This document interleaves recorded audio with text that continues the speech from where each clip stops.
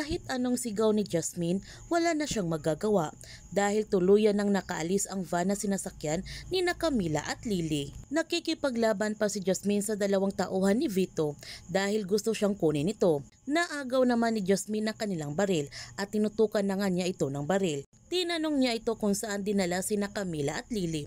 Kapag walang lumabas na sagot dyan sa kanilang bibig, balang papasok nito. Hindi naman sila sumasagot sa tanong ni Jasmine at inagaw na isang lalaki ang baril na hawak ni Jasmine. Si Jasmine na ngayon ang tinutukan ng baril.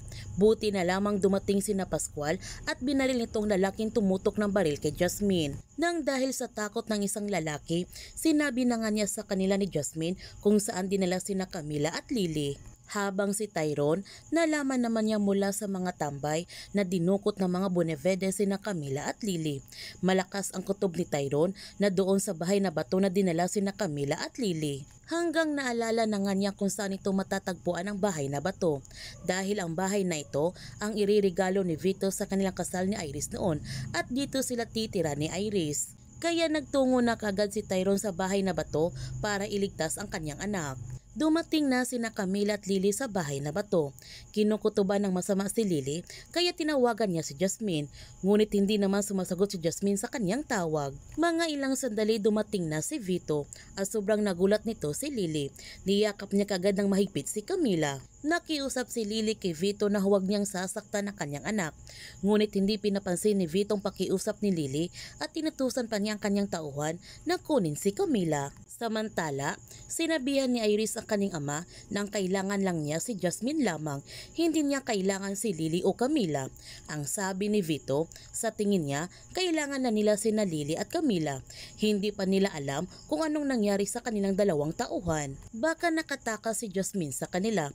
Ibig sabihin, alam na nila kung saan sila ngayon at hindi na sila ligtas dito. Papunta na sina Jasmine at Pascual sa bahay na bato na kasama nila mga pulis para iligtas sina Camila at Lily. Habang si Tyrone, dumating na rin siya sa bahay na bato at nakikipaglaban pa siya sa mga tauhan ni Vito bago siya nakapasok sa loob ng bahay. Dinala naman si Lily kay Iris at nakiusap kagad si Lily kay Iris na ibalik sa kanya si Camila. Walang kinalaman ang bata sa lahat ng to. Ang sabi ni Iris, paano siya naging walang kinalaman kung siya yung anak ni Jasmine at habang siya ay isang traidor. Mas pipiliin pa niya si Jasmine kaysa sa kanya.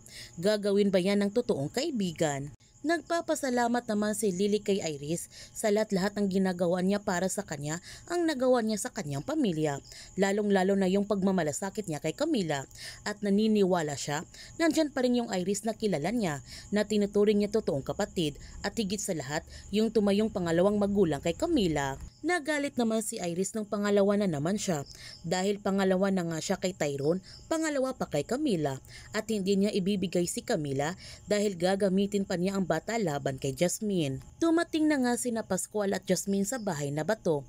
Sasama sana si Jasmine sa kanila ni Pascual sa loob ng bahay, ngunit pinagsabihan siya ni Pascual na doon na siya sa loob ng sasakyan dahil sobrang delikado. Nagkaroon na nga ng barilan sa pagitan ng mga tauhan ni Vito at mga pulis. Nagtagumpay naman sila at nakapasok na sila sa loob ng bahay. Matigas naman ang ulo ni Jasmine. Pumasok pa rin siya sa loob ng bahay upang hanapin sina Lily at Camila. Hanggang natagpuan na nga niya ang kinaroonan ni Lily. Sobrang masaya pa si Iris dahil nandito na sa kanyang harapan si Jasmine. Kaya huwag natin palalapasin ang pagtatapos ng Lavender Fields.